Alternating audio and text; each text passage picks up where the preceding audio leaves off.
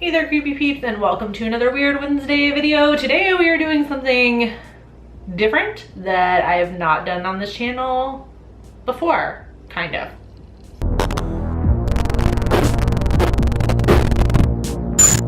Really quick though, I want to say thank you to my creepy patron peeps for your support of my channel. Thank you so much. If you want to find out the perks to being a creepy patron peep, you can follow that link in the description. Speaking of creepy peeps, this this video was requested of me by one of my creepy royalty, Beatrice, as part of the, B. I'm sorry, I was lectured by her to not call her Beatrice, but to call her B instead, which I can definitely relate to because I don't like being called Victoria. So sorry. But as part of the creepy royalty perks, you can request a video for me to do each month and I will do it, and this was her suggestion for this month. Basically the way she described it was, I guess this is something that is done on BookTube a lot, you know, like book YouTubers. It's called like try a chapter, where you read the first chapter of a book and then review it, and I guess maybe decide if you want to continue reading it or not.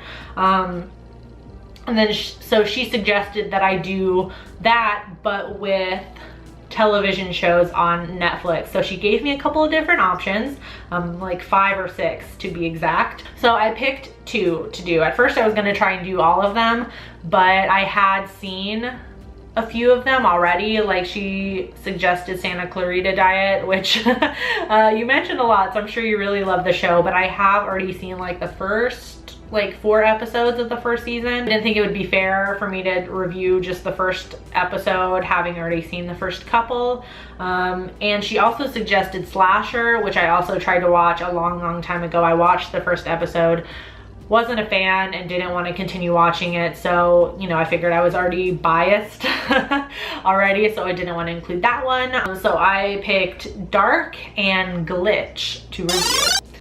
I'm just gonna summarize the show the best I can, having only seen the first episode of each one. So Dark is very much like Stranger Things vibe. It's like set in a small town. Oh, I'm sorry, this is a German show as well. But it's set in a small town, and there's something kind of mysterious going on that it's very, at least it's hinted at in the show, that maybe has something to do with the government and a power plant that is nearby in the town. So the first episode is kind of centered around a boy who has gone missing, and then somebody else goes missing over the course of the first episode as well, and that seems like it's going to kind of be the inciting incident into everybody investigating what's going on. Again, kind of sounds like Stranger Things, doesn't it? But that's something I liked about it. I did like how it was similar to Stranger Things, but it seems a whole lot darker and a little bit gorier than Stranger Things was, which is cool. I still love Stranger Things, but I like this interpretation of it a little bit. I thought the writing was fantastic. I thought the first episode was just brilliantly done. They did a brilliant job of unraveling the plot and the conflict while also introducing so many characters. Like literally there are so many characters that are introduced in this first episode, but at no point is it overwhelming. Like they introduce them so well. It's kind of like slowly, and then they start to pick up speed. So you're introduced to like our main character, Jonas, I think his name was, if I remember right, or Jonah.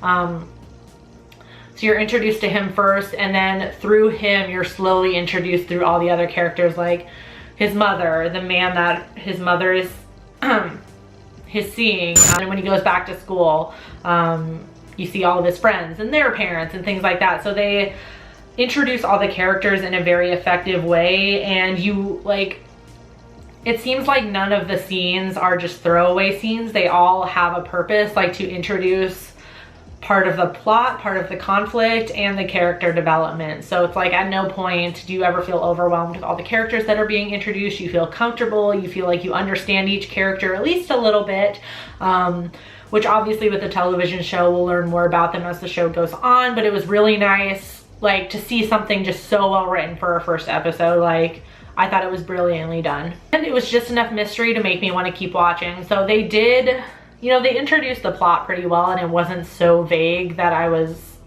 you know, confused, which is a good sign. Sometimes when I feel like it's a bit too vague in the first episode, I wonder how long it's gonna take to learn about what's happening. So I'm, you know, like, it instilled confidence in me that it'll be a mystery that is unraveled slowly, but it's not gonna feel like it takes forever.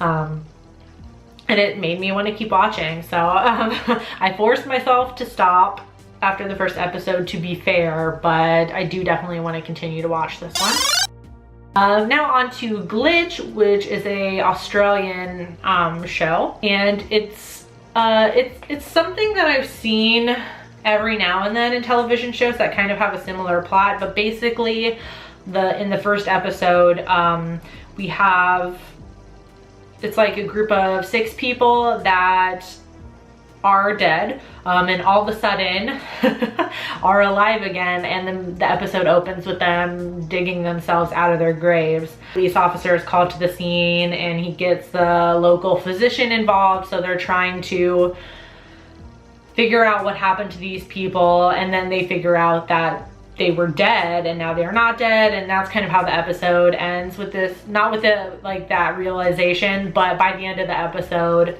at least the policeman and the physician have accepted the fact that these people were dead, and now they are not dead. Did like how it had a comedy aspect to it. I feel like that's something that I expect now with Australian horror. Even at its darkest, like something like Wolf Creek, which is just like brutal film, there are aspects of comedy in it as well. So I feel like that's something just very common with Australian productions. And it's an interesting concept. It's something that you instantly, like, you hear about it and you instantly want to know, like, okay, why did these people all of a sudden wake up from the dead? And they're not decomposing or anything, even the people that have been dead for longer. And that's another thing too. It's not like it's all people that died around the same time. There's like, they've each been dead for different amounts of time, some way longer than others. So it's interesting, you know, you want to find out why they're not skeletons, you know, like why they crawl out of their graves like they just died like the day before or something like that. The things I didn't like about this first episode is I feel like they didn't cover anything enough.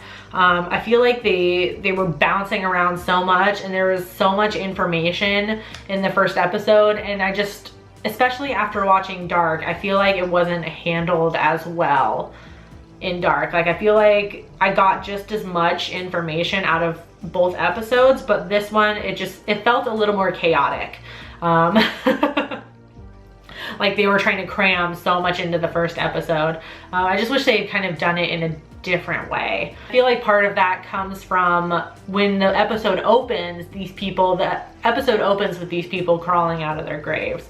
And I feel like maybe I wish they had waited just a little bit to have them emerge from their graves so we could have been introduced to some of the other characters. I feel like that just left, like, because they woke up so early in the episode, it left way too much time in the episode.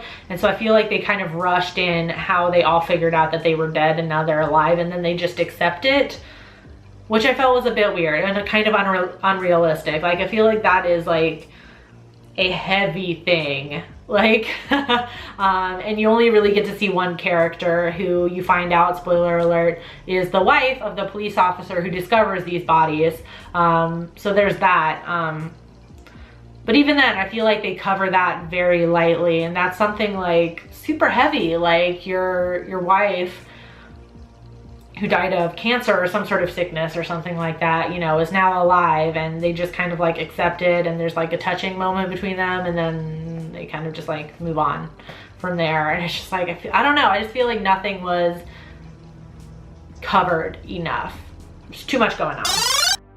Right, so as I've never done a video like this before, I wasn't sure how to end it, so I figured I would just answer with, since I did two, like I'm gonna compare the two, like which one I liked better and which one I'm more likely to finish. So I think it's pretty obvious I liked Dark way better. I thought it was way more well done. Just you know, and again, I'm just judging on the first episode too, so just be aware of that. Which out of the two, which one do I expect to want to try and finish? Dark. I think they set it up in such a way that it's like I didn't want to stop watching, but I had to force myself for this video. I wanted to make sure I only watched one episode of each, to be fair. Glitch, while I'm still like mildly interested in why these people rose from their graves, just based on the way the episode played out and the writing, it